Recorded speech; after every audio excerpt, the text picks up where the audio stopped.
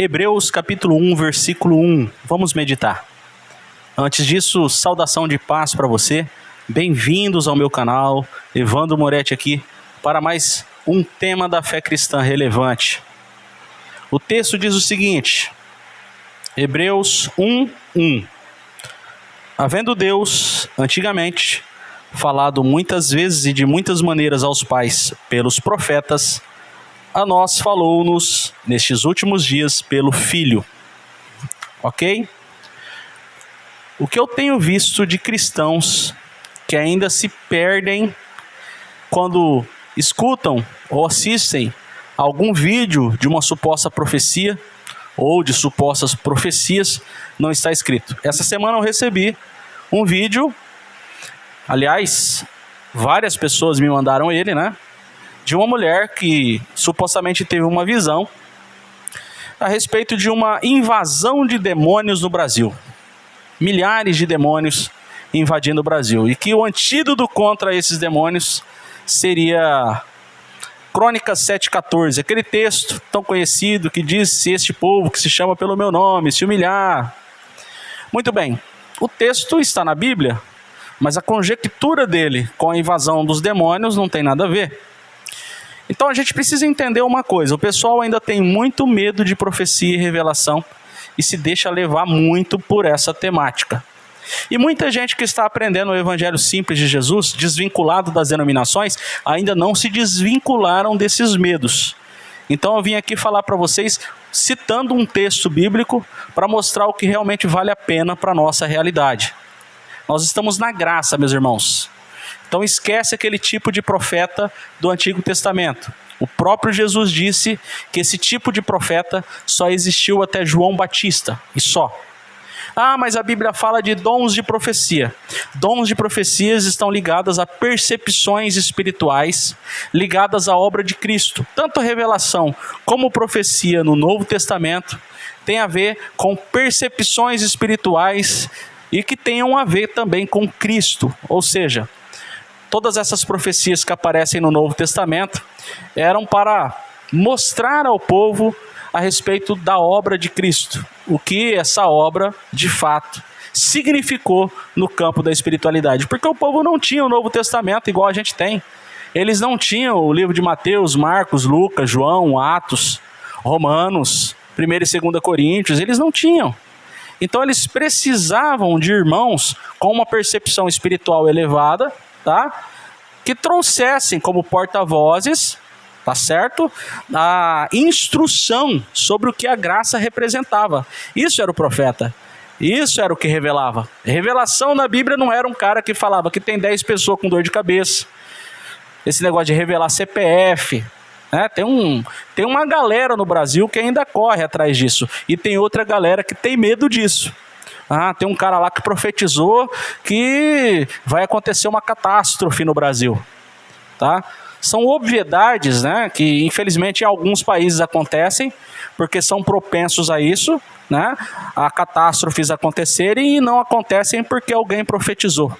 E aí quando acontece, né, alguma coisa aqui no Brasil, geralmente quadros políticos que sempre existiram no país, sempre vem alguém com uma profecia, com uma visão, com um sonho, né? E é interessante que a atenção tem que estar voltada para essa pessoa, pode reparar, né? Essas pessoas querem que a atenção estejam voltadas à sua palavra, à sua profecia, ao seu sonho, à sua visão, à sua revelação, né?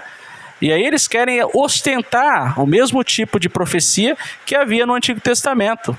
Um novo Elias, um novo Eliseu, né? Olha, eu tenho uma palavra aqui que você tem que acreditar, você tem que seguir, você tem que fazer segundo as minhas instruções.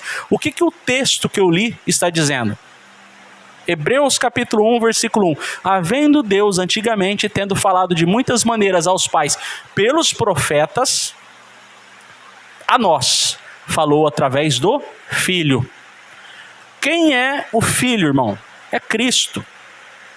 Então a palavra de Deus para nós, o que realmente importa para nós é Cristo. Então, e não venha com essa de atribuir tudo o que Cristo fez como se fosse para nós, porque Cristo fez um bocado de coisa que diz respeito à lei, porque ele era judeu, conforme está escrito lá em Gálatas capítulo 4, versículo 4, nascido sob a lei. Jesus, quando nasceu, foi necessário ser apresentado por seus pais pombinhos como holocausto, como oferta, como sacrifício. Nós não precisamos disso. Jesus mandava o povo que era curado ir lá e apresentar seu sacerdote. Nós não precisamos disso, tá? Então, nós não estamos debaixo da lei, mas debaixo da graça. E nós não somos judeus, nós somos gentios alcançados pela graça. Gentes de outros povos que fomos alcançados por essa graça, que não faz distinção de cor, de raça, de nacionalidade. Certo? Então Jesus mandou isso, mandou aquilo. Tem um bocado de coisa que Jesus mandou e foi referência apenas para os discípulos israelitas antes da ressurreição e que não cabe mais para nós. O que cabe do Evangelho de Cristo para nós hoje, prestem atenção, é o que diz respeito à espiritualidade. Quando você vê na Bíblia alguma coisa que diz respeito às virtudes que Ele nos outorgou, então isso é para nós. Então aquilo que diz respeito à nossa vida prática, cotidiana, é para nós. Agora, se você achar algum ritual, ele é obsoleto. Não há necessidade de, para ser cristão, a gente cumprir rituais mais. É o que eu tenho dito aqui. Mas Jesus disse a respeito do batismo. O batismo para os primeiros discípulos como um ato simbólico, e depois como a igreja foi amadurecendo, foram entendendo, tanto é que lá em Hebreus capítulo 6, você vai encontrar que o autor de Hebreus está falando que os batismos eram rudimentares, ou seja, batismo de João, batismo em nome do Pai, do Filho e do Espírito Santo, esses assuntos eram rudimentares e voltariam a tocar nesse assunto se assim Deus o quisesse, ou seja, deixou como opcional. Certo? A maturidade dos irmãos foram deixando claro que o batismo na água era algo que não efetivava a graça, no máximo era simbólico, certo? Porque se a gente for colocar rituais como objetos de salvação, então a obra de Cristo ela é vã.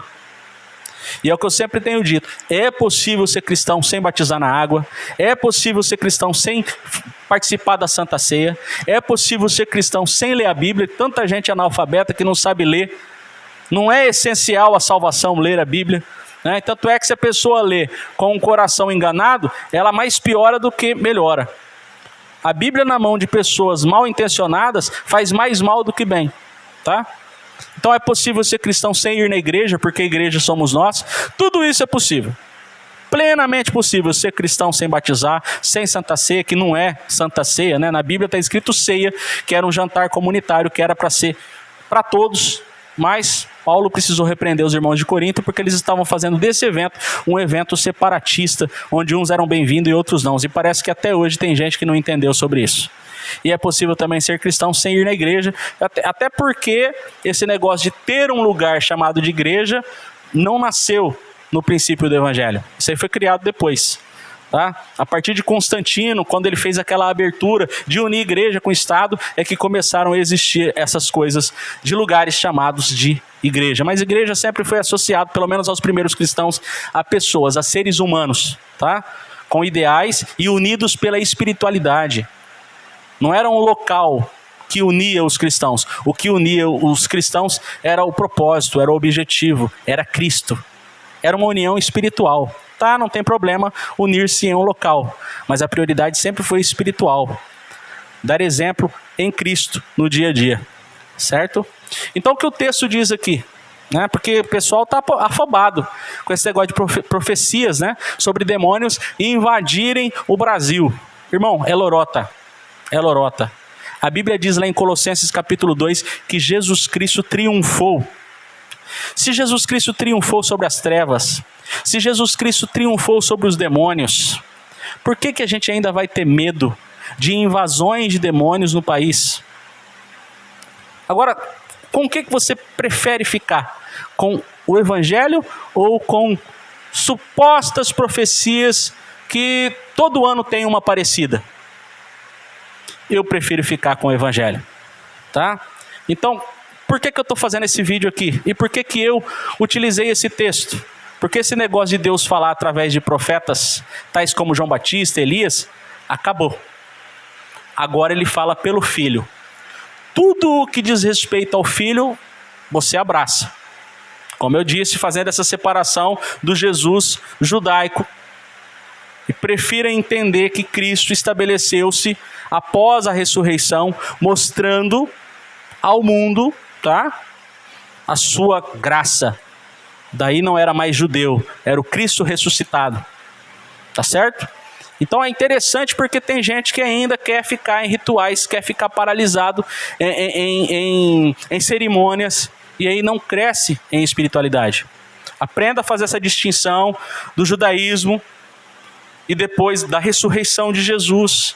O que de fato traz para nós essa eficácia espiritual é a sua obra e não a minha obra e nem a sua obra. Então eu me batizar não traz eficácia. Eu participar de uma ceia cerimonial na denominação não traz eficácia. Tá? O que realmente efetiva em mim a obra de Cristo é o próprio Cristo. E o que eu tenho que fazer é colocar em prática.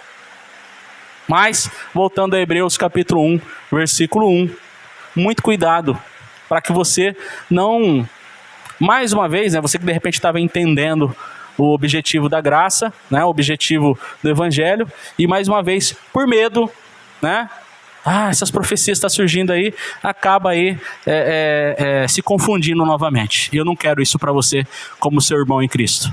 Tá? Se você conhece alguém que está confuso por causa dessas recentes profecias, manda esse vídeo para essa pessoa e fala para ela que Deus fala hoje através do Filho, tá? E o Filho é Cristo. O que importa é Cristo. Ele é a palavra de Deus. Certo, meus irmãos? Um grande abraço a cada um de vocês e obrigado pela atenção.